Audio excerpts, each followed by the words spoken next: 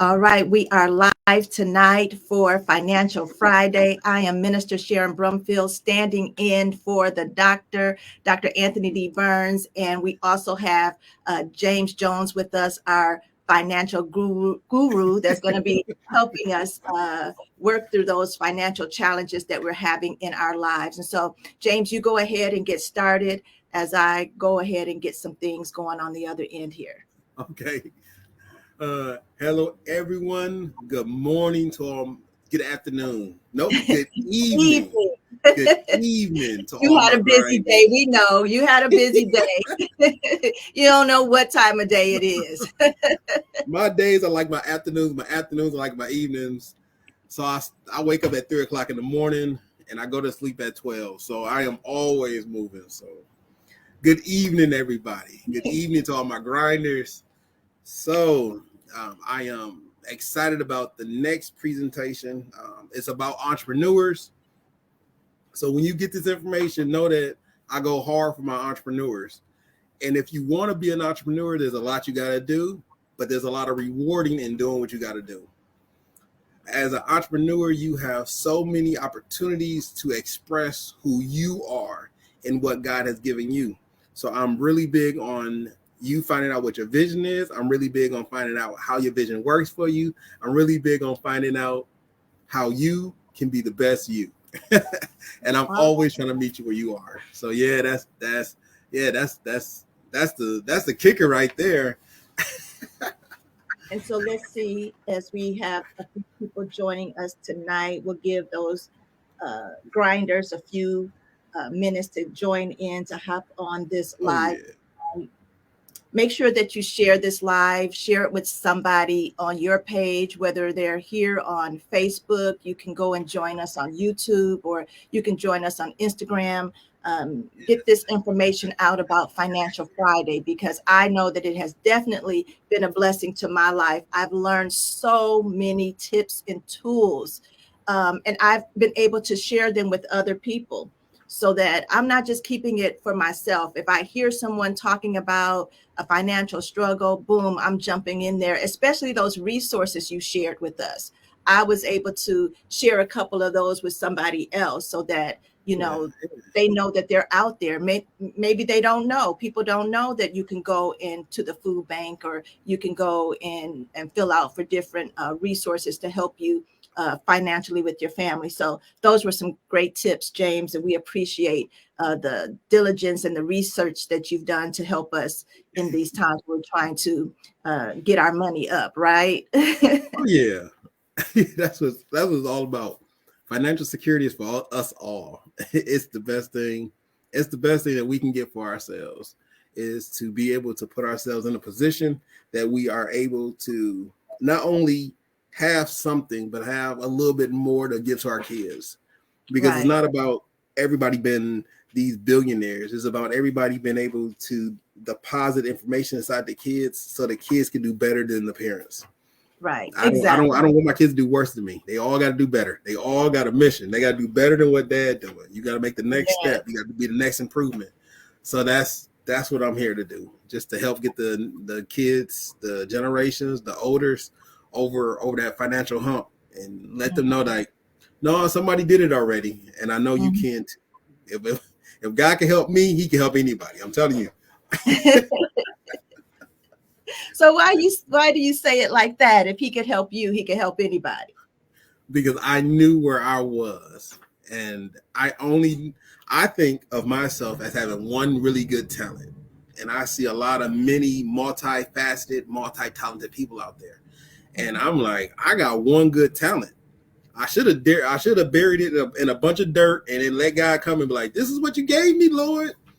Mhm. But God didn't do that to me. I just took my one little talent and I just worked the one talent that I had, and it allowed me to amass a lot of stuff.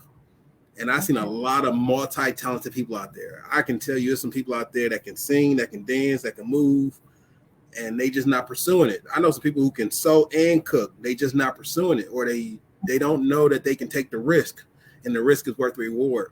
I know one person in particular. She's a she's like a fashion guru, but she don't have a company. and she's working for somebody, but she has all the aspirations. She's not taking that one step, like that one step. And when she take that step, who knows how far she can go. Right.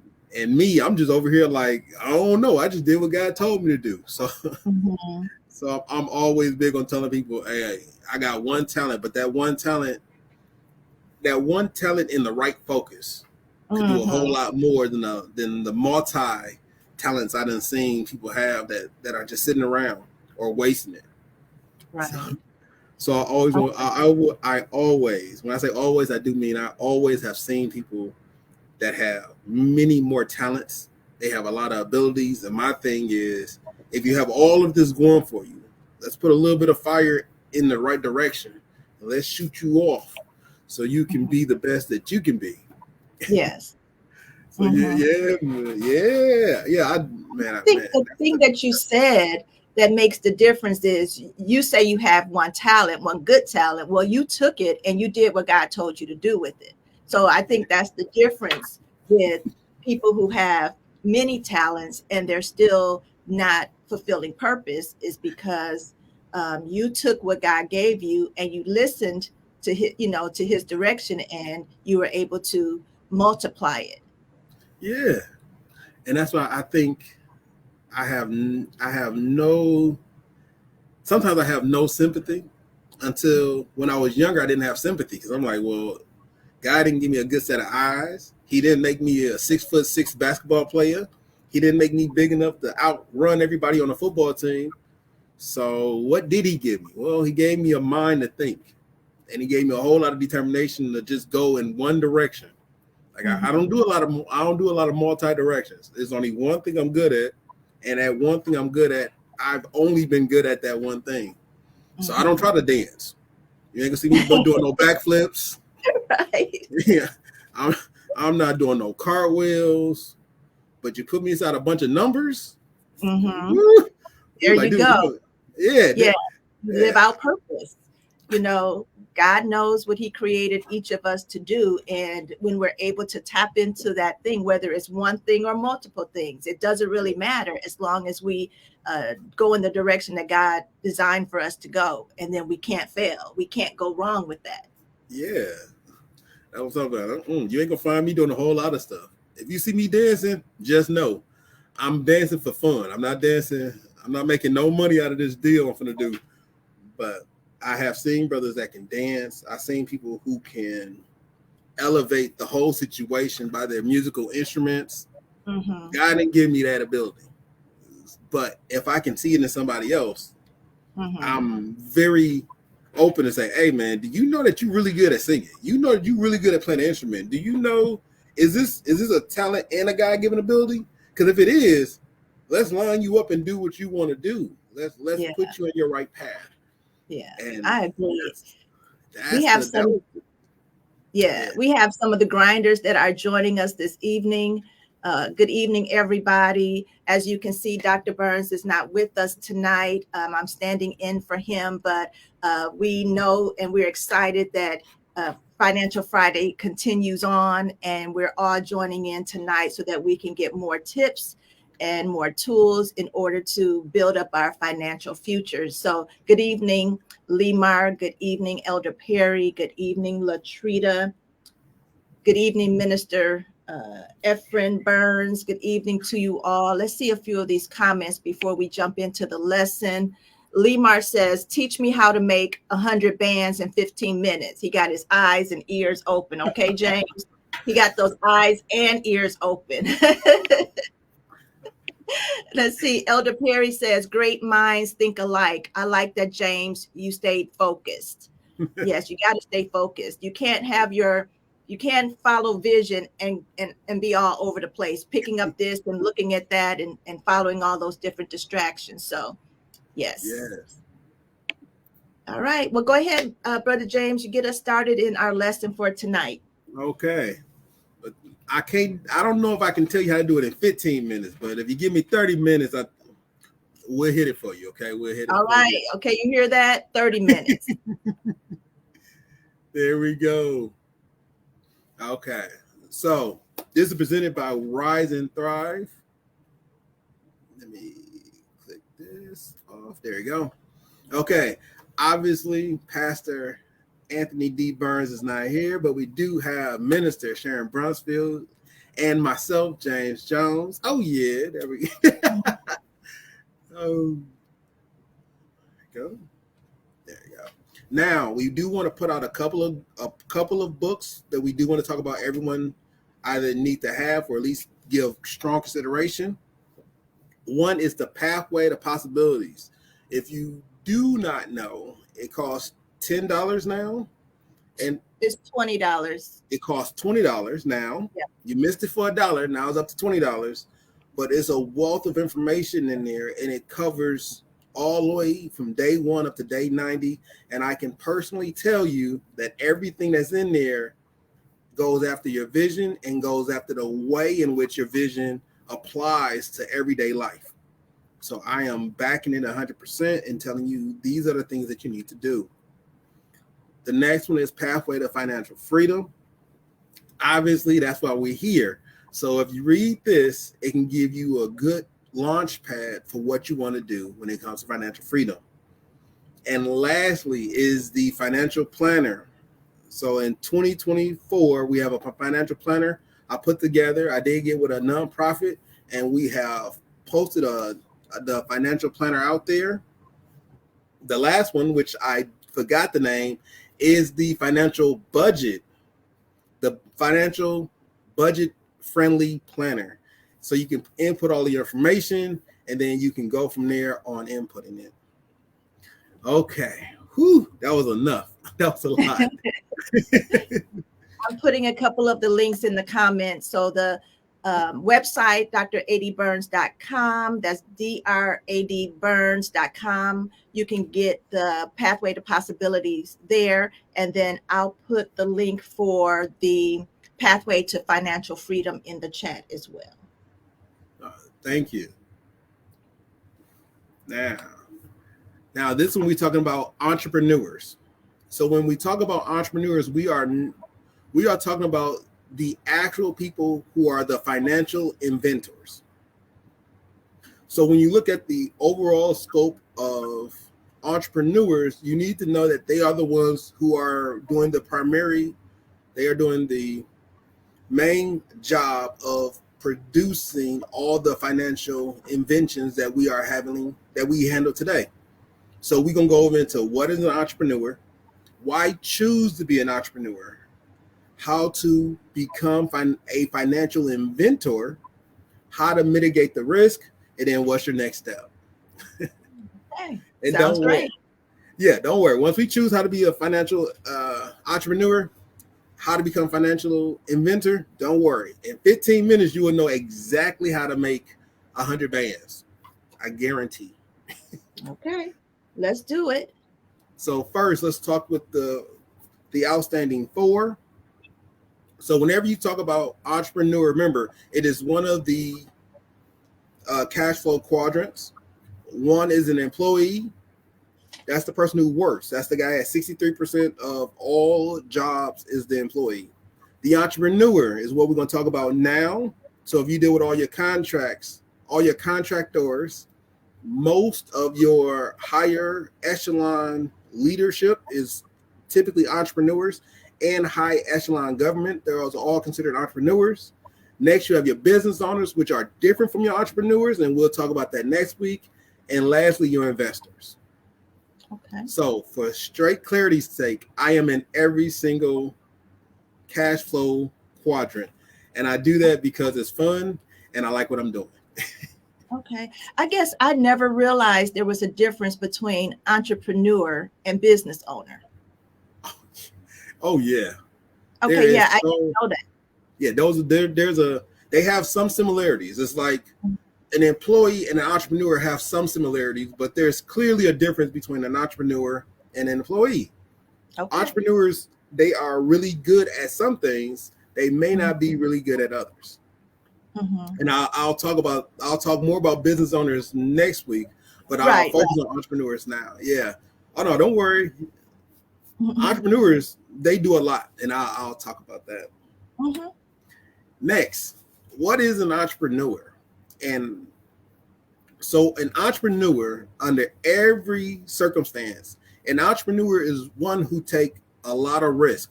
So when you're an entrepreneur, you are involved in a degree of risk.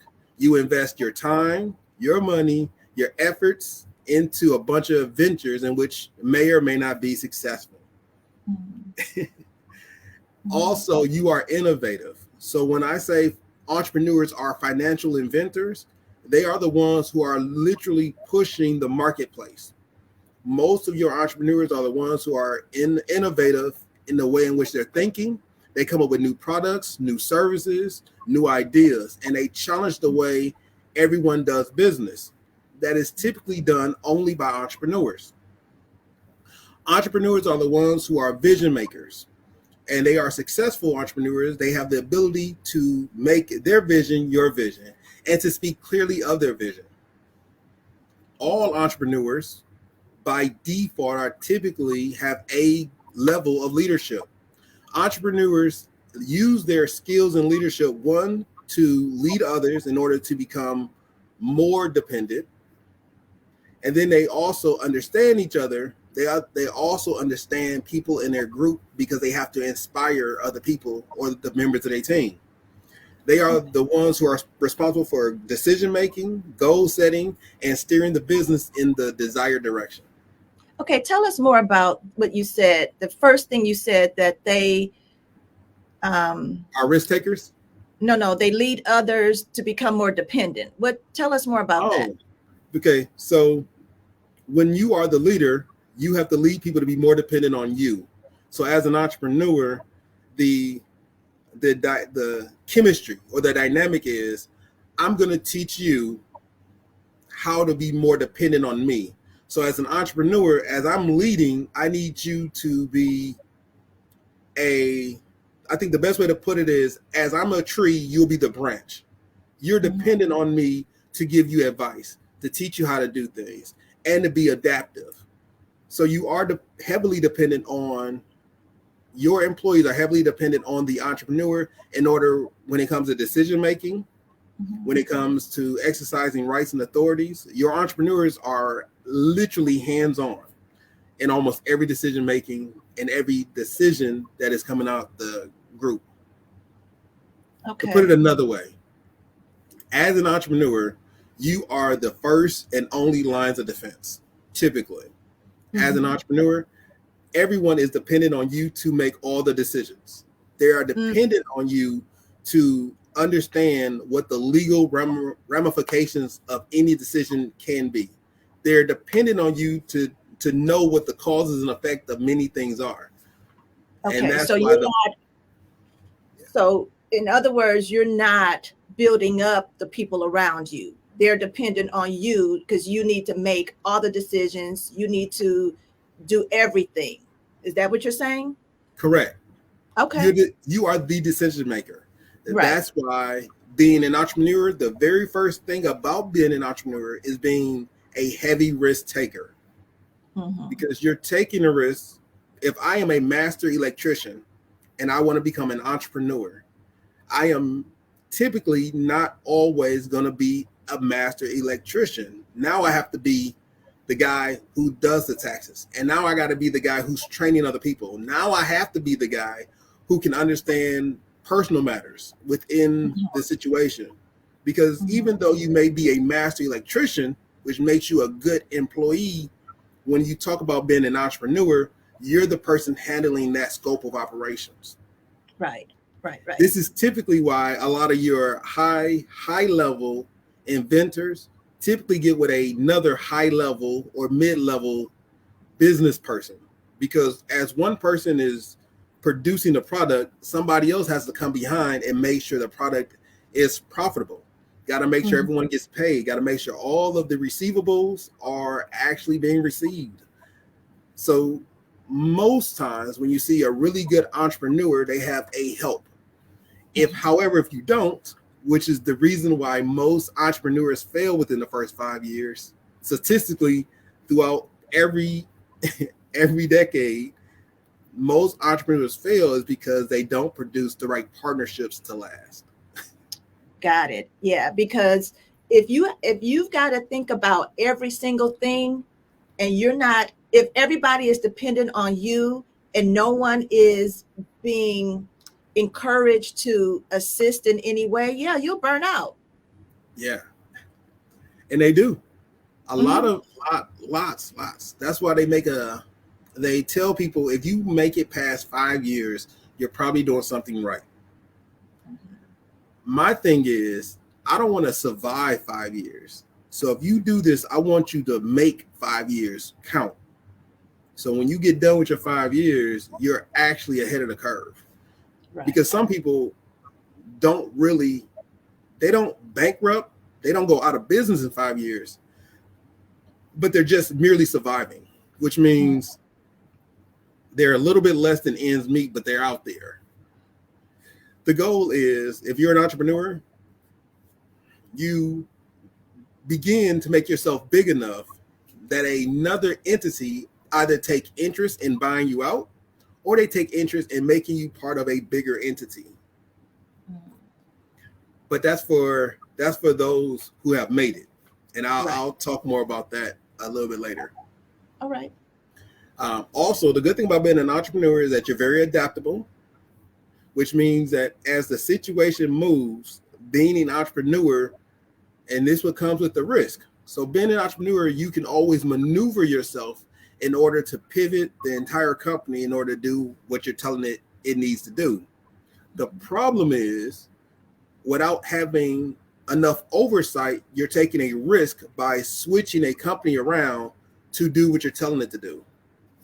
And that's one of the problems with being an entrepreneur without being well versed in how the business flows. Because these risks you're taking not only affect you, but sometimes they affect you and all of your employees as well. Right. So it is very risk heavy when you talk about being a entrepreneur. Okay. The one good thing is, typically most entrepreneurs are very resourceful in the field in which they are doing. So like I was talking about earlier with the person who had the multiple talents, if Hmm. that person is a really good seamstress, at the end of the day, that person can really sew. The business may not be doing the best, but that person is producing a really good product.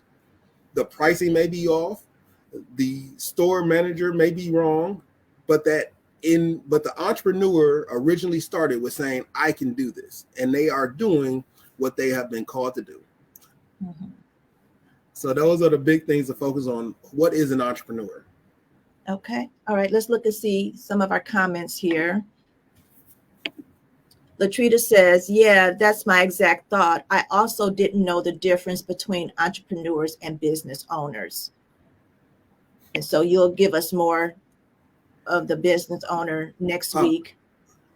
All right. And so I think that is, yep, that's all of the comments. All right. You can go ahead, Brother okay. James. All right. Since I got a little more time, let me talk about some of the differences. Okay. I'll go into what a business owner is next week. But Mhm. typically your business owners are your system managers.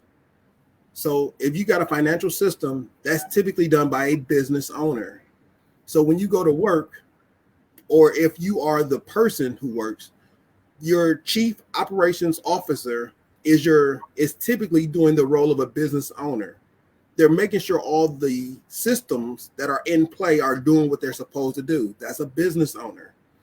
The difference is, as a business owner, your job is not to take on risk, but to mitigate risk. Your job is to make sure the system that is flowing is doing what it's supposed to do. Like if I was to be a franchisee of McDonald's, I am not an entrepreneur. I own that franchise, but I'm not an entrepreneur. I'm a business owner, which means I am doing nothing but demonstrating the system that McDonald's has taught me to demonstrate. That's all I'm doing.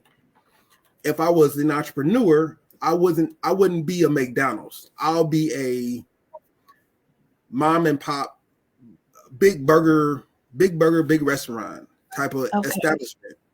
There is no system in place. There is Mhm. nothing that everyone can go there and request and feel like I'm going to get the same burger and fries that I get from McDonald's. Because McDonald's even though you may be a business owner, you're not an entrepreneur. You can't go into McDonald's and say, I'm going to switch it up. We're selling Whoppers now. No, you work for you're a franchisee of McDonald's. You will do the system in which McDonald's is allowing you to do the system in. Those are business owners. There's no knock against business owners, but we gotta know the difference, because now we do have some people who are entrepreneurs and business owners. I am one of those people. I have a system that takes a lot of risk, and I also have, well, I shouldn't say it like that. I take a lot of risk as an entrepreneur on development and growth, but I also do run an actual system. How do the tenants say, how do we say hi to all the tenants? How do we greet the tenants? How do we talk to contractors? How do we resolve disagreements or differences? How do we resolve conflicts? And that's the biggest portion of property management, is dealing with tenants, dealing with contractors, and dealing with owners. And that's an actual system. I'm not entrepreneurial in that sense, is because I don't treat everyone differently. I have a system that is in place. So when one of my children, or I get too old and there be another person come in, they're not doing their own thing. They're operating off of a system. And that person will be a business owner, not an entrepreneur. Got it.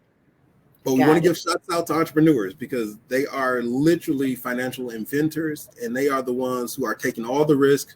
A lot of them are falling off, but we want to make sure we show them some love and say, you can do it, and we're proud of you. Got it. That's a good explanation. So businesses have a system. Entrepreneurs are visionaries that take risk. Yes. Okay. They take a lot of risk.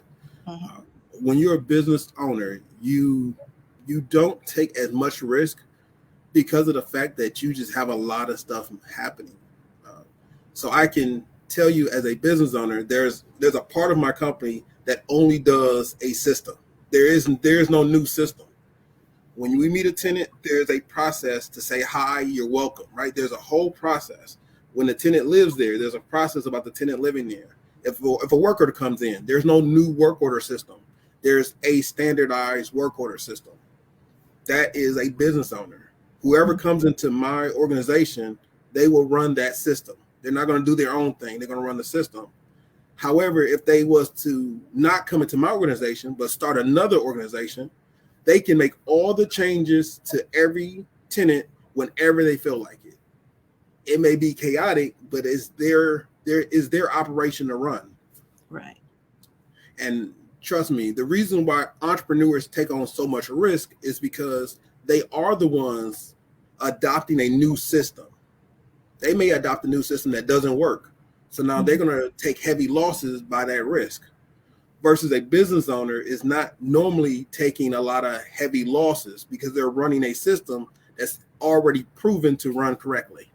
Got it. Okay. I can see that. Yeah. Thank you. Oh, you.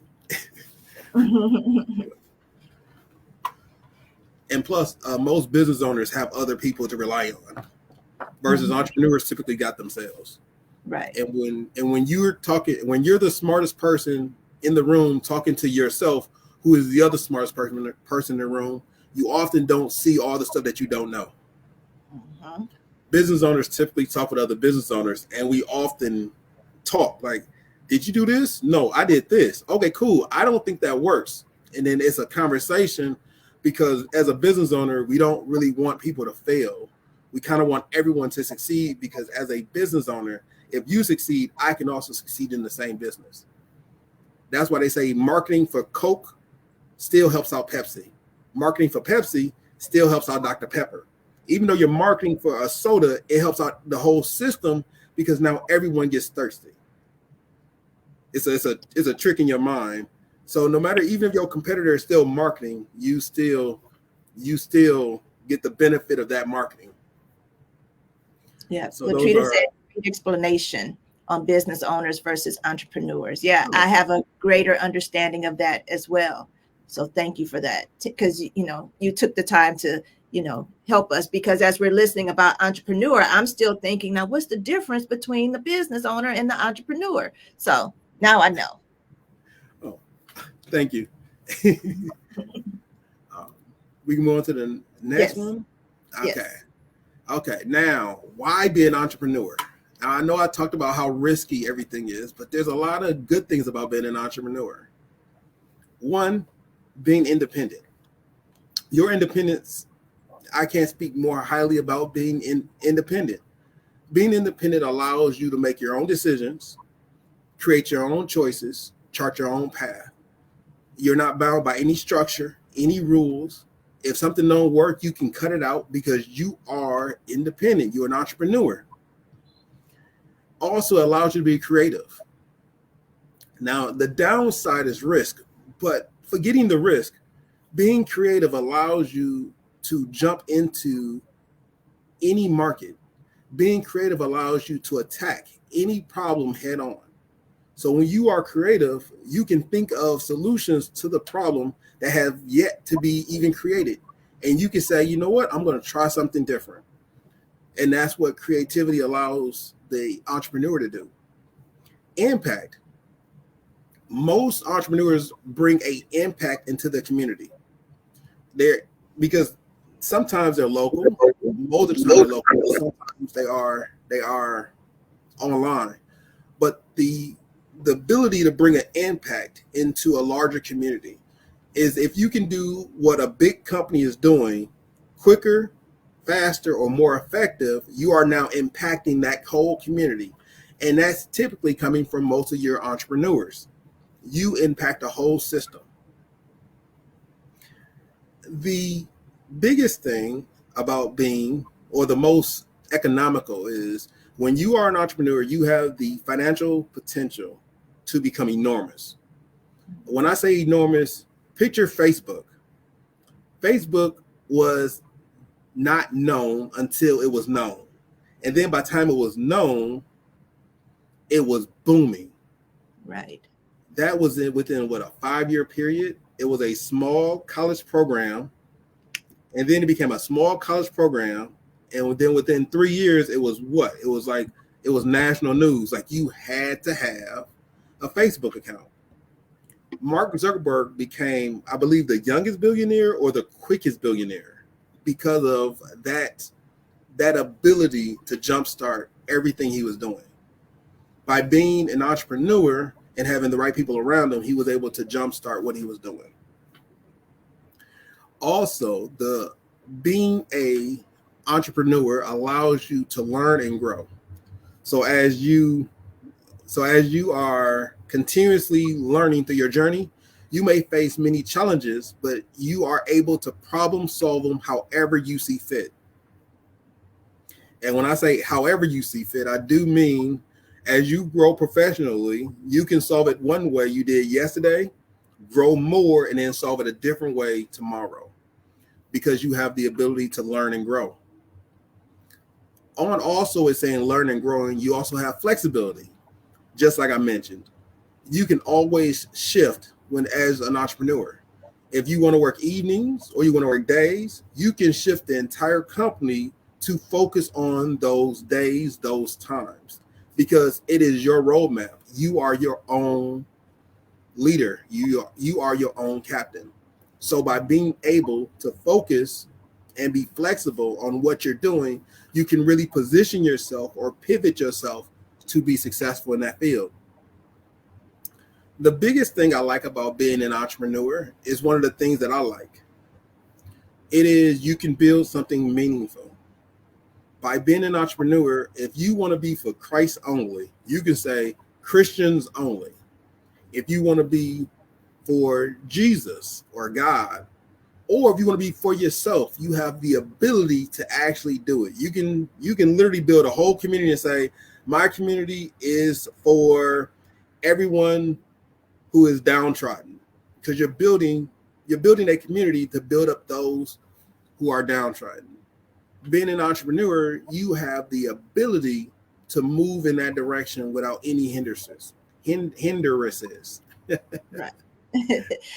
James, can we pause a minute and go back to learning and growth? What are some areas that an entrepreneur would need to get more information or grow? You said they could learn a little bit, grow, keep going, then pause, learn a bit, learn a little bit, grow. What are some things that a new entrepreneur should give us? Three things they should focus on learning.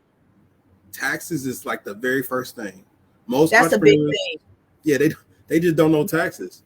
Yes. Entrepreneurs, uh, if they if entrepreneurs wanted, this is the difference, because most entrepreneurs start off as employees and then they move into entrepreneurship for a number of reasons.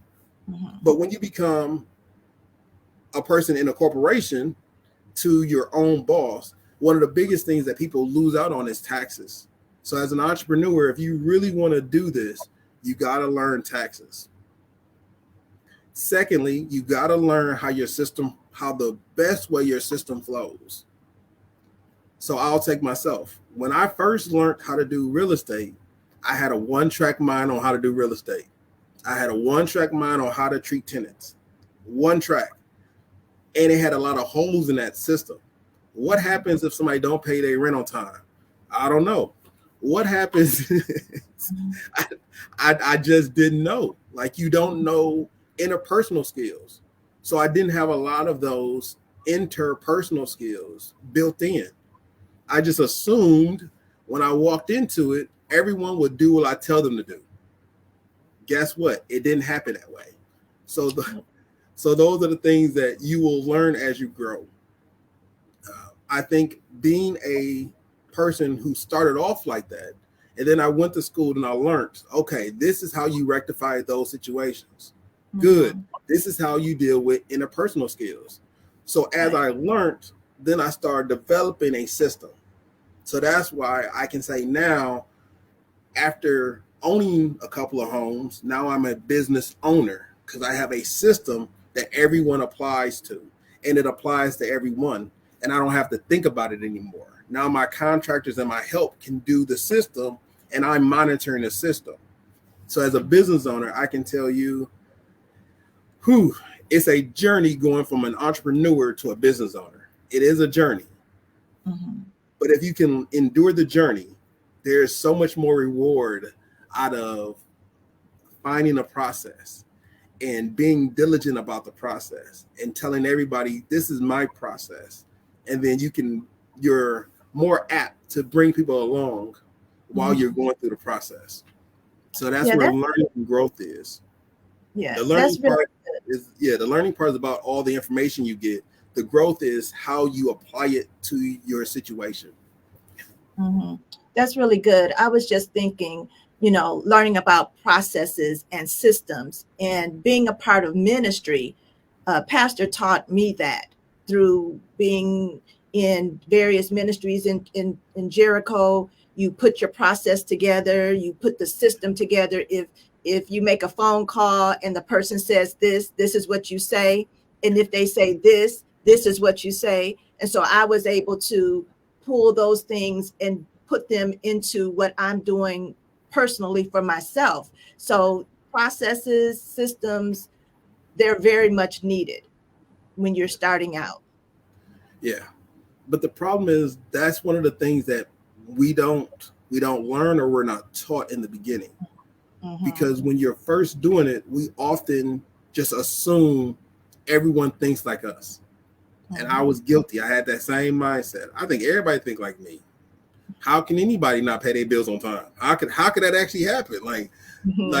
See, we all laugh because if everybody pays their bills on time, then it's easy, especially where you live. Like, this is where you sleep. I just assumed, right? I assumed that everyone was going to love where they live and they're going to pay all their rent on time and nothing would ever be bad. And when it break, they'll see it and they'll respond back to me and say, hey, something's broken. Guess what? Life happens. Yeah. And as an entrepreneur, I had to pivot. Why is this person letting water leak without telling me? Like, why are these things happening? And that's one of the things that you have to learn and then grow as an entrepreneur, because you don't have systems in place. You're building. You're out there exploring. You're taking risk, and you are developing yourself and you're developing the company. So it's this very fun and weird atmosphere as you're developing yourself, you're literally developing a company, and you have to make the distinction as when I go home, the company stops. And when I'm here, the company starts. Like it's a fun way to develop yourself. And I think if I had to do it again, I'll probably do it the same way. It was so Okay. much fun developing those stressors and learning how to cope and deal with people and tell everybody, this is what my thoughts are. This is where we need to go. And then making that feedback.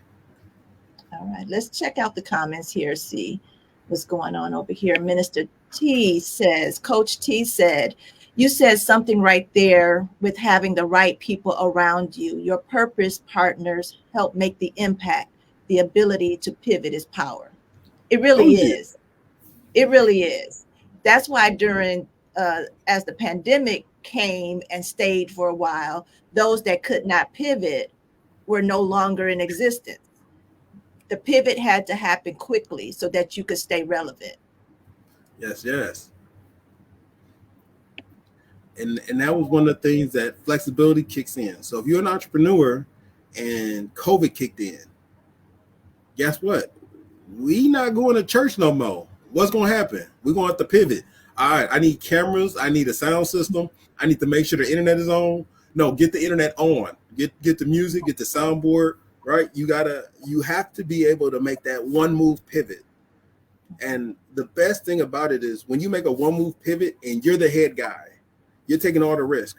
But if you got enough people around you, you may be the head guy taking all the risk, but you got that support blanket. Like, all right, I don't know if this is gonna work, Pastor, but where do you want me to be? And just being in the right place at the right time and being able to help the whole structure happen. That's the best thing about being an entrepreneur. And in a way, most churches are entrepreneurship. The pastor takes on an enormous amount of risk because we don't know what tomorrow may bring, but the pastor still got to get up there and say, hey, God told me to go that direction. And he is hoping that everyone he talks to understands his vision, understand his path, and they are able to flow with where he's flowing to. So if you think about it in that regards, a pastor is very close, if not to an entrepreneur. Even though they are doing so much, they are still the figurehead. They're the people that everybody's looking to make all the decisions. Because every argument ends with the pastor. Hey, pastor, what do you think? Where are you going? Where are we going? And then people base their situation off of what the pastor has said. The pastor is a prime example of an entrepreneur. All right, let's keep rolling. Oh, the last one about being an entrepreneur, why you want to be an entrepreneur, is that you have control over the direction of the organization. So that's the last one. I know I talked about it as being a pastor, but I see the last one and I don't want to skip over it. So I want people to know that the pastor does have control over most of the direction of the church. Okay, now this is for everybody in the comments. What is your vision and what is your talent? And I'm gonna be first.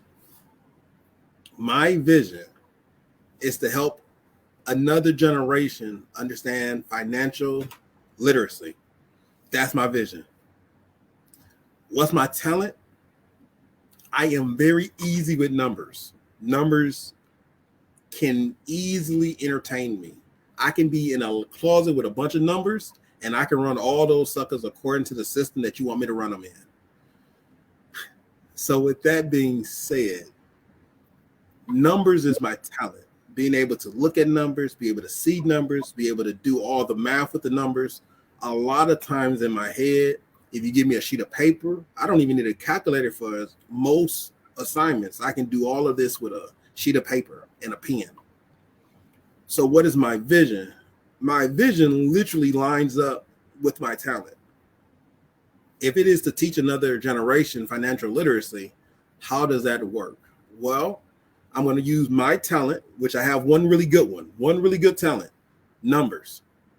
Okay, cool. How does that work? Well, my talent is good with numbers, and my vision is to teach financial literacy. So besides my speaking and how I feel and how I think somebody may interpret it, what I'm saying, I can learn all of that along the way. The biggest goal right now is to teach financial literacy. Is to say, hey guys, this is what you do in order to become stable. So when Brother Lamar was like, how can I do it in 15 minutes? I was like, hey, let me get halfway through this. And this is it. This is what's your vision and what's your talent. If somebody want to comment those, and we'll discuss it a little bit to get everybody just on the same page. It's not going to be in depth because right now we are just trying to get all on the same page. All right. So my vision is to help people transform their belief, behaviors, and the way they see barriers. And one of my talents is to I listen well, and I ask very good questions. So in a conversation, I'm going to listen and I'm going to ask some questions, and I'm going to know exactly where you are. See, that's great. You're utilizing your ability to hear, because that's telling I can hear. I can hear really good. No, you can listen a lot better than I can hear. Because as people talking, sometimes I'm already thinking of the answer. they say two words. I'm like, all right, I already got the answer. I know. I already know the answer. She said the screen door. I already know the answer. I already know the exact. And that prohibits me from saying my vision is no. It prohibits me because I know that my talent is not hearing people. It's predicated upon numbers. And I'm glad that you can hear people way better than I can listen, because that with your vision allows you to become a better financial inventor. And I already know that you wrote books. You're Right. a counselor. Mm-hmm. I think you're wrote books. You're a counselor. I think you're a life coach too. Yeah. Right, life coach. Okay, let me. Did I hit all of them? That's good. That's a generalization of what I Yeah. do. Yep. Speaker. Yep. All There of you, those. there you go. But all Let of me those see what's in the things. comment here. Let's see Yeah, what and people are putting some things in the comments. All right. Lee Mar, generational wealth, preaching, musician, athlete. good. Okay, so to touch on that, generational wealth is your vision. Preaching, musician, athlete. If you're not already doing it, you can easily monetize some of the things in which you're doing. Preaching, you shouldn't monetize it, but there is a way for you to make a living preaching. But being a musician, a musician, it isn't about just generational wealth. Remember, generational wealth, if you're a musician, look at Marvin Gaye, Tony Braxton. Look at poets like Langston Hughes, Maya Angelou. Generational wealth is being able to tell their story to a whole nother generation. And people are still using quotes from Nelson Mandela, Martin Luther King. Generational wealth just isn't about money, it's about the impact we have on the next generation.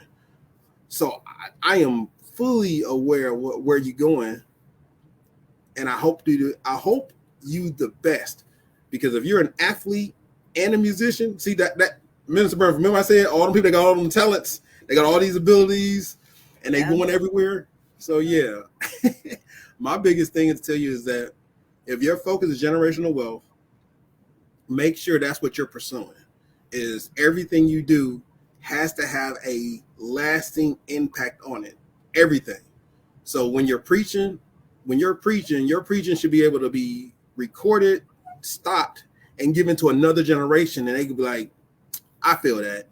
When you're doing music, your music should be you should be listening for a sound that somebody can listen to, stop, put it 15 years ahead of time, and somebody else can hear it and be like, that's some good music. I understand exactly what he's doing, right? Your athletic abilities and whatever sport you in, you should be able to stop that and say, you know what? That guy changed the way we do things. Whether it be basketball, football, baseball, the way you play chess. I don't know if you play chess, but if you play chess, you should be so good that they be like, man, I never even thought about the way he did that move. And that's what generational wealth is. If you look at people like Bobby Fischer, he wasn't even the best when he died. He was the best as a kid. And he was so revolutionary that people made movies about this guy. Look at the guy by the name of Tupac Shakur. He was a rapper. He died at 25. After he died, he had 5 more CDs come out. He had 3 more movies come out. People still use his quotes. People still uses his songs, his music. It's because he was so impactful with the way in which he spoke, the way in which he did interviews, that he became generationally. We got Minister T here. She says, my gift talent is encouragement. My vision is to assist in the transformation of individuals by impacting their lives with moments of encouragement, with the capital T. Man, that's the best thing ever. Do you know who did that? It was Barnabas in the Bible. Barnabas was this huge encourager. Barnabas was the one that they sent to look at Paul. They was like, hey, we heard this dude named Paul came out, and we don't know if he good or not, right? Barnabas was like, I'll validate him. So if you're an encourager, you're gonna be the main person out there validating people. You're gonna be saying, hey, this guy is good. That guy, he need a little bit more work. And I think that's the greatest thing about it, is being able to encourage those to do better, because an encouragement can still be cleansing, an encouragement can still be disciplinarian. An encouragement is still telling them, I see where you are and you can get that much further ahead. So as a financial inventor, you have tons of ways. I know we did talk, I think we talked about a couple of these, so you already know where I'm going to go. You can monetize just encouragement. You know, people sit on a couch and they speak back and forth. And I mean, like some of your influencers, I'm not talking about counselors. I'm talking about people that sit outside and they just answer questions and give encouragement. It's a dude, it's an influencer. He has like a cardboard and he says $1 for love, right? And it's not sexual. He's literally just giving encouragement. And he's an influencer, and all he does is encourage people. What you want to do today? Yeah, I think you'll do really good at this. And he's just an encourager. So being an encouragement is really good. Awesome. You hear that, Minister T? All right, we got, oh wait, Lemar said play me when you talked about chess. So you asked if you didn't know if he played or not. But I guess he does, because he said play me. So you're gonna find out. That's the athlete in you. That's athletes. Deacon Boone says, my vision is to have a successful landscaping business that will teach others the same skills. My talent is working in excellence. Oh, great. You know, the best thing about being a landscaper is that it's all about beauty and excellence. A landscaper who can come to a nasty, messed up, they've been walked on like 300 times lawn and say, you know what? I see the beauty in that. I got an eye for the beauty in that lawn.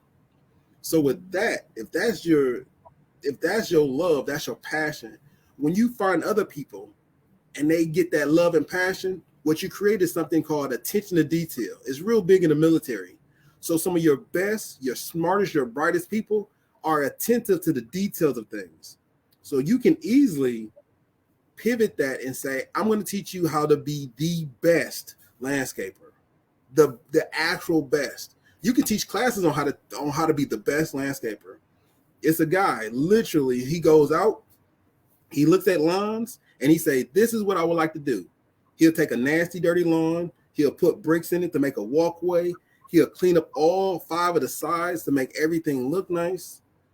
Not 5, all 3 sides, and actually the that side area that's in front of the sidewalk. I can't think of it right now. But yeah, he gets out, he does the driveway, he cleans everything up, and it's the attention to detail that he's utilizing, and he's showing people, hey, this is how you get this close. This is how you do this.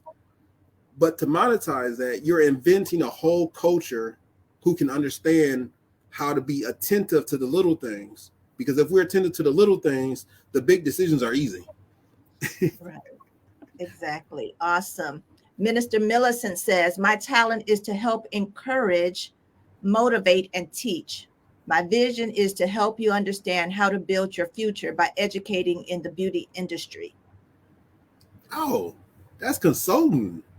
That is like one of the most beautifulest jobs, is to be a consultant. And it's also one of the heaviest jobs too. Because as a beautician, you hear all of the news. I guess that's the best way to put it. Whether negative or positive, you're hearing all of that news. So you have the best insight to talk to somebody and to motivate people. When I say they're gonna sit in your chair for what, 2 hours, 3 hours, get their hair done, they're gonna tell you their problems, and you're gonna be like, listen, this is what you need to do. You need to do this, this, this, this, this. So you are in the perfect area to be able to motivate people and to teach people. Just by being a beauty technician, you are easily able to educate people on how to live their life, on what they would like to do. You are in position. The only person close to a beauty technician and being able to talk to people is a barber, because barber talk is going good for males. Being a beauty technician, you are right there in an intimate place. You're right there inside a woman's hair.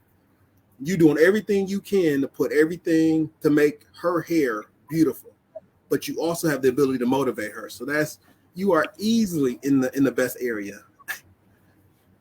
All right. Thank you. Thank you. Latrita says her vision, empower people to prosper. Ultimate goal is to teach financial literacy as well as credit repair, developing a portfolio, establishing streams of income. Eventually, will return to school to become a financial planner, talent, administrative skills, and encouragement. That's marvelous. See, that's all them. That's all. I think you could financial literacy, credit repair, developing a profiler, a portfolio, establishing streams of income. Like, dude, you are doing a marvelous job. So think of what I'm doing, and you're gonna be doing that in like 5 different areas. That is Exactly. that All right. is that is a great vision to have. So with those areas, I think everyone has the ability to start moving in that right direction. As long as your vision matches, as long as your talent lines up with your vision, you can do what you are successful at. And when I say successful, I do mean God gave me the vision, God gave me the talent. I'm going to line up the vision with the talent, and I'm going to run the race that God gave me. And as you're running the race, I'm saying make sure that you do it correctly so you can build a base of clientele. Make sure you do it correctly so you can have the right monetary value associated with what you're doing. Make sure you're doing it correctly. So as you are out there proving that God is good, you are also saving up treasures in heaven and on earth. Yeah. All right. What else you got, James? Is that anybody? Okay. Moving Yep, on. that's it. Yep, we're moving on. Now, when it comes to entrepreneurship, our biggest thing is about failures and to increase. So this is how we mitigate risk. So when you're an entrepreneur, your biggest thing about what you're doing is your chance of failure. When I said that the chance of failure is 95% of small businesses fail, and the reason why they fail is for many reasons, but the two main reasons is one is education and two, flexibility. You fail if you don't know and you don't want to know. You will fail because if you don't know how to properly run your business, you will fail at your business. And the reason why you will fail is because you don't know how it is to service the customers. Well, if you're really good at the product, but you're not good at servicing customers, you will fail. You have to learn how to service your customers. If you don't know how to market to your customers or receive your customers, you will fail. Because of the fact that even though you may have the best intentions, if you don't know how to communicate to people or have the problem that I have was interpersonal communicational skills, you will fail because people will not want to talk to you. And remember, as an entrepreneur, you are the face of the company. So if you fail, everyone with you also fails. The next way that you may fail, or we want to reduce that risk, is for you having opportunities to be a better you. Just because you're talented in many of your fields, you must always be able to progress and grow even in what you're doing. If you're not flexible enough to say, I'm good, but I want to get better. If you take the best barber that you can think of, and that person was to stop cutting hair for a week, if you take the best golfer and they stop playing golf for 6 months, guess what? They still have to become flexible to say, what did I miss? What new skills are out there? Is there a new golf club that I can utilize? If you're a barber, you may want to say, what skills did I miss? How can I line this guy up better? What areas? How do I cut waves? How do I cut waves out? How do I cut braids, right? There's new techniques that are always going out. And if you're not flexible enough to do those, you will fail. Yeah. Let me just interject real quick. A pastor always talks about being a lifelong learner. And if we're not, we miss out on the new trends. We miss out on the new ways. If you're, like you said, if you're a barber, there's some new techniques that you may need to learn. There may be some new safety guidelines that you're not aware of if you're not that lifelong learner. You know, as a counselor, I need to go and get different certifications. I'm always looking for new certifications, something new that I can learn, a new strategy, a new technique, something so that I can stay relevant in what I'm trying to do. So that's very important. Minister T said having continuous development, always learning, always developing, always growing in your field so that you can be that expert in what you're trying to do. Yes. Even as myself, I took a landlord training course, and I've been a landlord for going on almost 2 decades now. I took a landlord training course just last year. Why did I take one? Because it's beneficial to know the newest stuff. It benefits me to make sure I'm ahead of the game. Why? Because now I'm doing better on my taxes. I'm aligning my company to the newest set of rules for the organization that I'm a part of. If I didn't do that, and now we're out of sync. If I didn't do that, now we're a step behind the competition. Right. And I want everyone to be on par with the things that you can be on par with and excel at all of your talents and abilities. If you excel at your talent and abilities, and you're on par with your customer service, you're on par with your taxes, you're on par with how you demonstrate effective leadership inside of your organization, you will excel at what you're doing. Marketing is really big. Mm-hmm. The next one that everyone has to be understanding is how you mitigate risk is increasing your projected outcome. As you are reducing those things that you don't know, you must increase those things that you can do. Like if you're really good at marketing, get better at marketing. If you're really good at pushing product, you need to know how to push the right product to the right segment in the right time. I know that may sound like a lot, but you always want to be shooting for more than what you currently can handle. And the reason for that is that if you have the volume to do it, you can always back up and push in the right amount of product. If you are a barber or a hairstylist or a soccer player, you only have enough hours in the day. But if you can push those clientels in, or those clients, if you can push all that time in, now you have booked appointments and times that can last you 2 to 3 to 4 weeks. The same thing happens in the rental area. If I am looking at property continuously and I'm sending out letters to buy more property continuously, by the time I start buying property, I already got agreements to look at other property. And my timeline is always stacked with either looking at property or making offers to look at property. And by doing that, I'm always at the edge of success. Do I buy all properties I look at? No. Do I buy all properties that I put offers in on? No, because there's factors that happen. But I can tell you by doing that continuously, I buy and I don't buy.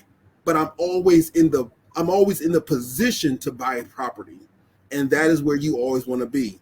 By mitigating, by increasing your output of how many things that you can do, you actually mitigate the risk of failure because you always have something to do. It's like a saying, I always have one iron in the fire. Mm-hmm. And that's how you increase your projected outcome. So if you ever hear me on Instagram or Facebook and I say, I hope your day is just as filled as mine is, it's because when I wake up, I'm making sure my hours are filled with things that will benefit me, and a day is filled with things that will improve my current situation. And that is Right. how you reduce risk. All right. Any questions about that? Do we have any questions about that?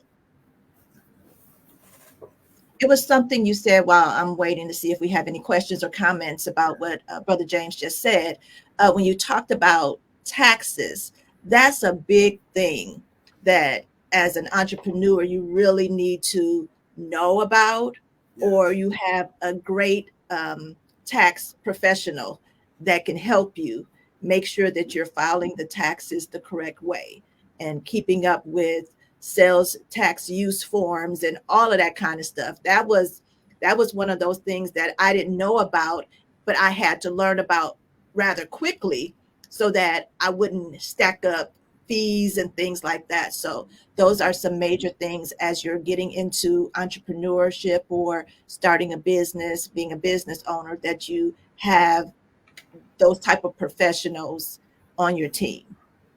Yeah. I mean, like one of the other things that can reduce your chance of failure is that how do you handle insurance? Because as an entrepreneur, you got to cover your own insurance. And that's one of the things that hinder many entrepreneurs when they're starting to make that break.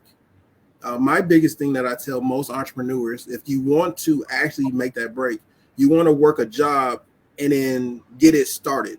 As you work a job, you want to get started your LLC. You want to get started on meeting certain clientels, because if you're doing it correctly, and I'm prefacing that as doing it correctly. If I'm already doing my vision, if I'm already outside looking and I'm doing what I'm called to do, when I become an entrepreneur, I'm already and have been doing what I'm called to do. So I'm at the right job doing what I already have a talent for. So when I become an entrepreneur, I'm still doing what I called to do. It's just now I have the ability or the time. Now I got to learn this new set of information. Your Mhm. taxes could literally wipe you out if you don't do it correctly. You can get audited, and some people are afraid of the audit. Some people aren't prepared for the audit. I'd rather be afraid of the audit but prepared with having the right CPA or the right accountant.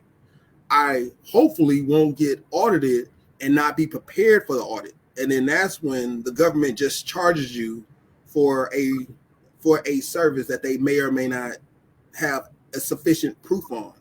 That Mhm. also can hinder an entrepreneur. When it comes to taking advice, entrepreneurs often think that they are the rightest source, which is hilarious because if you've never been in the field, how are you the most correct source?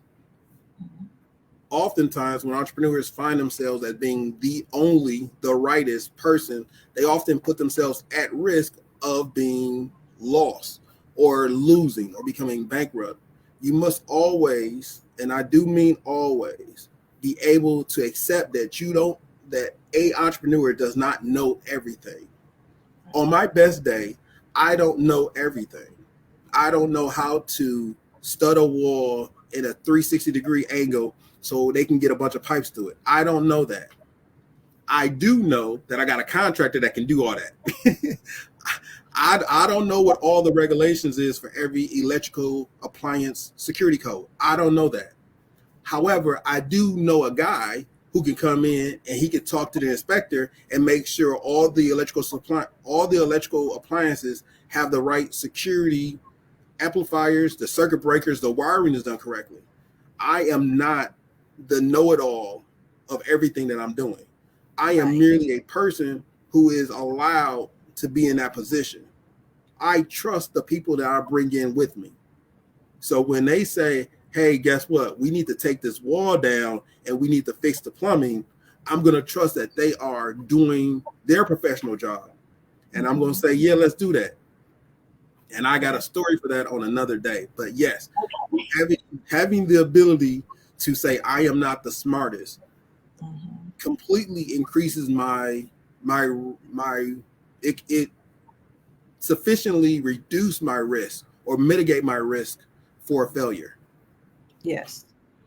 Yes, I agree. I totally agree. There are some times when I have to refer people when that's above me. That's not something that I need to try to handle. I have people that I can refer. Okay, I'll refer you to ABC. They'll be able to help you from here. We got to know where our knowledge stops, and that's okay. And I think that's a good thing. I mean, it makes you more credible to tell somebody I don't know something versus you hindering your reputation by telling them, oh, I know exactly what to do. If you don't know, then you just don't know. The benefit of being able to doing it yourself is over. Exactly. That's it. That's it right there. I think that's the best statement ever. Doing it yourself is overrated. Overrated. It is so overrated. And as an entrepreneur, that if you want to do it in 15 minutes, I'm telling you right now, don't do it yourself. Link up with people. You could be an entrepreneur and still have partners that you talk to. You could be an entrepreneur and still have people that you confide in. Yeah. If you do that on a personal level, think about all the friends that can tell you right from wrong.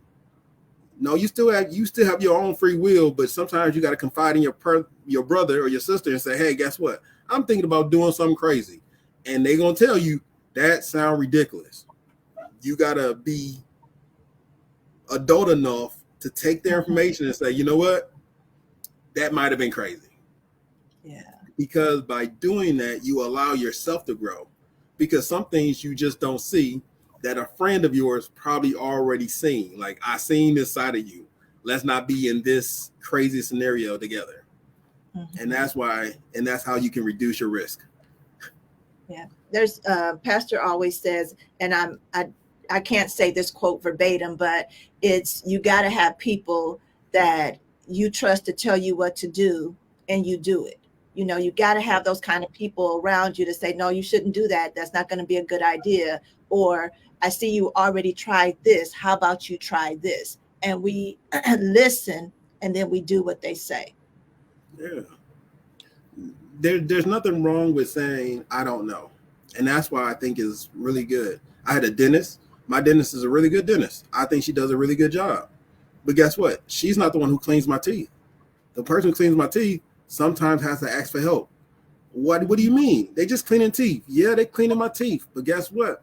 If that person has to ask for help, I don't feel bad that they said, hey, you know what? I don't know how to get this. And then they go get somebody who can. Like, that's not a hindrance to me to have somebody clean my teeth. It's not the dentist. I think it's called a dental tech. Yeah. I mean, if you go places, before you see a doctor, you always see a nurse. Why? Because the nurse is there to handle the small things that can easily accelerate what you got going on. Let me check your blood pressure. Let me check your finger. I know. I went to the doctor enough times. I went to the dentist at least twice a year. Because these are the things we do to keep ourselves healthy and to keep ourselves moving. Right. And I really can't stick this landing enough to tell you, I want you to mitigate your risk. If that means you have to stay at your job longer so you can get some more professional development for free, stay at your job longer to get more professional development for free. If that means you have to take a tax management course, take a tax management course. If you want to increase your projected outcome, you may have to take a marketing course. Why? Because the way to see people is marketing. Marketing is a lot different than a commercial on TV. Most of us don't watch the same network anymore. It's not the 16 channels that it used to be. Now it's Netflix, Hulu, Right. Facebook, YouTube. You have a lot of different avenues to meet people or look at people. Well, I think LinkedIn got a streaming service now. So you Oh got wow. all of these, you got all of these different avenues. So if you said, "Oh, I'm going to just make a commercial," why don't we understand what marketing is and how to monetize marketing? So you can hit every platform, every system. You could be on every social platform, every streaming service, and that way you can be a better version of yourself. Just so everyone's tracking. I don't understand my own marketing. I don't. I literally listen to somebody tell me, "Hey, guess what? Since you're right in this area, now you can mitigate to this area. If you're in this area, let's move to this area. I'm going to keep you here, but we're going to move to the next area. And I'm going to keep you here and we'll move to the next area." Because at the end of the day, I want to be successful in my area before I develop into another area. That takes marketing, and it takes someone smarter than me in a certain situation that he went to school for. So he can speak to me and I can take his advice and I can choose not to do it or to do it. So far, I have been doing it and it has been showing results.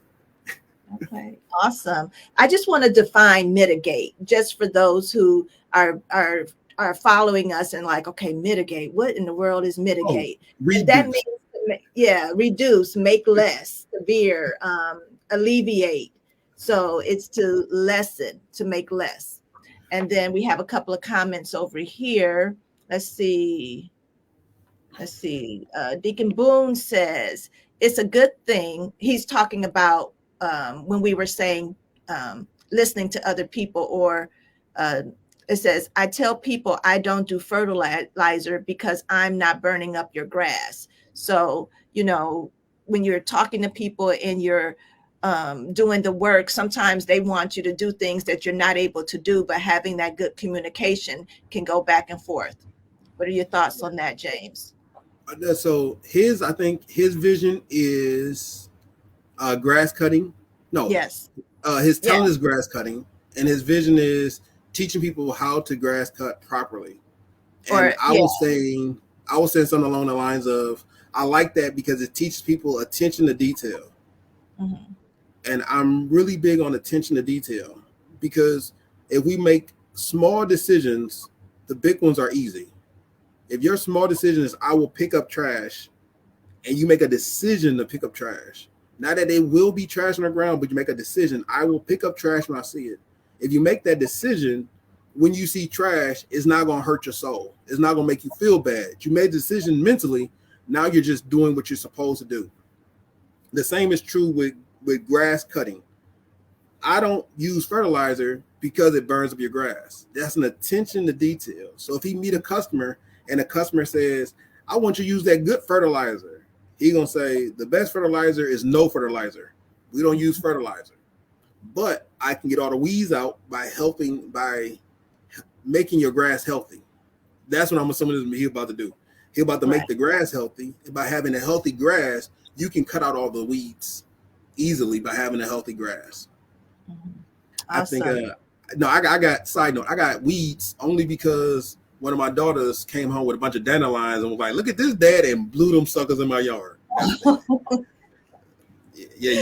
You gotta love kids. You gotta love them suckers. Yeah, they don't know those are weeds. But thank you, Minister T. She said, even when you don't want to do it, finishing out that quote from Pastor Burns. And we listen to people. We have those people around us that we'll listen to even when we don't want to listen to them. So thank you for finishing out that quote for me. Deacon Boone also says, I can refer them to someone that knows how to use fertilizer. Yes, you can. See, and that's the other thing. If I don't want to do it, I got somebody else who can do it. It still makes me use. It doesn't weaken my style by doing that. It makes me more credible. Right. So that's how you mitigate risk.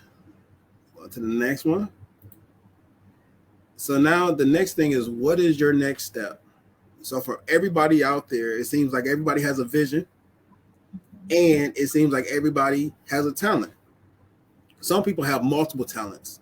Some people have multiple visions. So as long as we have multiple talents and multiple visions, now we have to do the easy work. Write it down. It's a book that I would like to refer everybody to. Hopefully everyone is using this one book. It's called Pathway to, y'all got it, Possibilities. If you read the book Pathway to Possibilities and you followed it directly, you will see that your vision is being, first you write your vision to make it plain. Then you focus your vision on how does this help other people? How does it help your personal family? How can you help other people achieve their vision? How are the people around you? So everything that's dealing with your vision in the sphere of your influences are all wrapped up in the book called Pathway to Possibilities. If you haven't read the book Pathway to Possibilities, I want to tell you your next step should be clarity and focus. That means writing your vision down, and then you make goals to go behind your vision, because you don't just hit your vision and magically get there. There are steps to take. When God told Abraham to go, he told him where to go. I want you to go to that direction, to that mountain. I'll tell you when to stop. And those things all happen. We don't randomly go places. We go places in steps. So clarify what you're going to do, focus on your goals, and start hitting your vision one day at a time. Also, your next step is to write down your motivation. Because if you're not motivated to do something, chances are you're not going to do it. If you're really motivated to do something and you wrote it down, you know what your motives are. My motivation is a whole generation of people that I know need my assistance. My motivation is my kids, to make sure that they understand that they have a dad who loves them, and that this is the way for to be financially stable. My motivation is based on everything that is pushing me to get it done. So you got to know why you're doing it. The next one is measurable progress. As you take your steps to hit your goals, you got to measure out your process. You got to celebrate those little things. So if you're paying off your debt and you got 20 different credit cards, when you pay off one, celebrate. It don't got to be magnificently fancy. It just has to be a way for your mind to understand what you're doing, and you can celebrate that as well. The biggest thing I can tell you is one that I focus heavily on is time management. So with time management, you got to be able to make sure you're doing a day's work. When I say a day's work, I'm telling you there's 24 hours in a day. I sleep a good 4 hours, maybe 6. Some people sleep 8, but you got to have a actual plan in place of how that looks in your day. Or do you wake up early? Do you go to sleep late? How does that look? And then you plan out what you're going to do today. You don't got to plan out every minute. You don't have to plan out every hour, but you need to have an idea or a good plan of what you will accomplish in that one day. And then by doing that, day in, day out, you will accomplish your goals. So just like with our finances and our money, we need to give our money an assignment. We need to give our time an assignment. Yes, everything has an assignment. When God created the world, he gave it an assignment. This is what it will do. What do you mean? The sun will spin around. We, the earth, will spin around the sun. How do you know that? Because it's always been happening. It has never not happened. No matter what a scientist tells you, it has never not happened. It has never not happened. The sun has spent the entire time of human generation. The earth has spent around the sun the entire time of human generation, and it will continue to spin until God tells it to stop. So if we have time, you got to make sure that your time is managed. Oh yeah, time management is crucial, because you will be lackadaisical and you will lose your entire life being lazy. So Exactly. that's good. Dude, I give everything an assignment. I give my kids an assignment. I think the best thing for us to do is to be disciplined about what we are doing. And by being disciplined means that you have to give things an assignment. You have to say, I'm doing this for, I'm building this for. And if you have to look in the mirror every day and tell yourself all your visions first, my goal, my suggestion, my wink wink is go and tell yourself this every single day. Hey, guess what? I gotta do this many posts today. Hey, I need to do this much hair today. Hey, I need to read this many chapters today. And when I say you make an effort, I tell you, you make every effort to hit all of your goals that you set forth. If your goal was to pray for 10 minutes, work out for 30 minutes, run a 2 mile, get back and read a bunch of letters, guess what I want you to do before your head hits the pillow? You should be making every effort to make sure that you pray for 10 minutes, you work out for 30 minutes, you do your 2 mile run, and you go back and read a bunch of letters. I hope that if you was to set yourself up and you was to do this continuously, you will see yourself hitting these goals and going closer to your vision a lot faster than you can ever think or imagine. Because as you hit a goal, you're getting close to your vision. You just don't know that you're closer to your vision. You're just hitting goals. And then Right. you'll be in your vision and you may not even know it. All right. So what else you got? I want to say I think that's the last one. Yes, that is it. All So right. this Well, this was Rise and Thrive. yes, this has been really eye-opening. I've gotten some new information today, some new definitions, understanding the difference between entrepreneurship and business owners. So, yeah, this is some great stuff. What do you guys got going on in the chat here? Any questions for James before we close out for tonight? Let's see. I don't see any questions. While they're thinking possibly about questions, I want to remind everybody that Dr. Burns and Lady Burns are having the Love and Laughter Tour, which is on February 10th. And right now, there's special pricing until January 27th of $75. After the 27th, it is $100 for each couple. Also, there's an opportunity for you to come at no charge at all. If you register two couples to attend, your registration for the tour can be absolutely free. All they would have to do is, at the time that they're registering and paying for um, their tickets on the website, dr80burns.com/events, they would just need to list your name, and you will get contacted, and you will know that your tickets are free for the event. I'm excited. I can't wait. February is Love Month. So we're looking for lots of couples to come and have an amazing time on that evening. All right. I don't see any other questions, but Latrita did say great presentation. It was enlightening. So thank you again, James, for another amazing Financial Friday. Do you have any closing remarks? Anything you want to Yes. close out? Brother Lamar, if you want to skip back to mitigating the risk, I think that's very important for all of us to understand and know. And the other one about determining your vision. If I ever had to tell anybody anything, if you know your vision and you know your talent, I want you to master it. Master what your vision looks like. Know what the taste of what victory tastes like. Know what the smell of it is. One of the biggest things that God gave me was I know how my vision looks.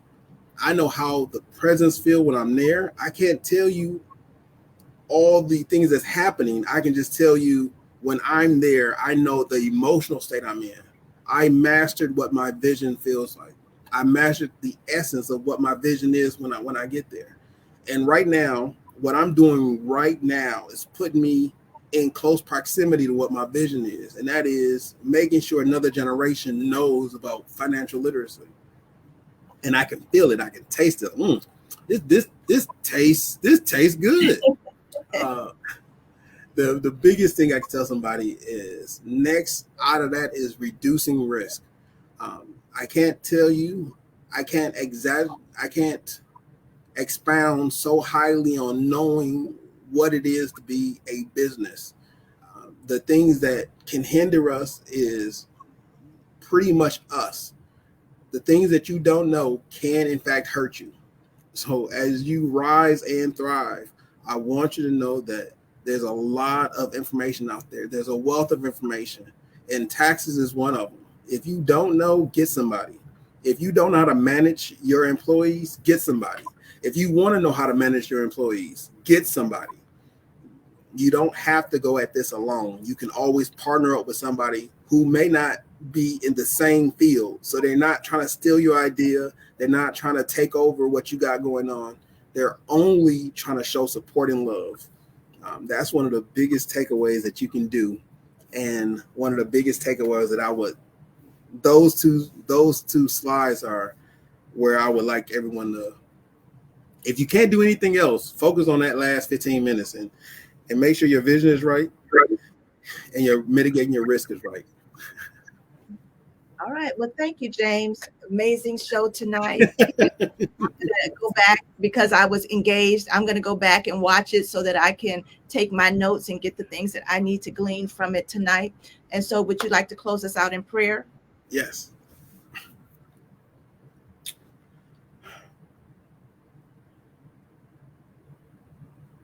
God, we thank you for being here. We thank you that you gave everyone words to talk and you gave us a platform that we can still convey and we can push for understanding. Father, I thank you that everyone learned tonight. I thank you that everyone was able to contribute and have fun and converse. We thank you, Father, that as we are leaving this platform, but never your presence. So we pray for all the instruments and tools that we can utilize to become better at being financially secured. We thank you, Father, for Pastor Anthony D. Burns, who's not on the platform, but he's with us in spirit. We thank you for all that you do and all the places in which you have taken us. In Jesus' name, amen, amen, and amen. Amen. Amen. Well, thank you all for joining us tonight. Make sure that you like this broadcast. If you have not, if you're watching us on the Jericho page, go ahead and like Rise and Thrive. Check out all of the videos and posts that Pastor has on there. Check him out on Instagram, Rise underscore Thrive TV, YouTube, Rise underscore Thrive TV as well. And so let's just push the Rise and Thrive, get it out there, post it, share it, get the link, put it in people's inboxes. This is some great information, and we just don't want to keep it to ourselves. All right. You guys have an amazing night, and we'll talk to you all soon. Be blessed.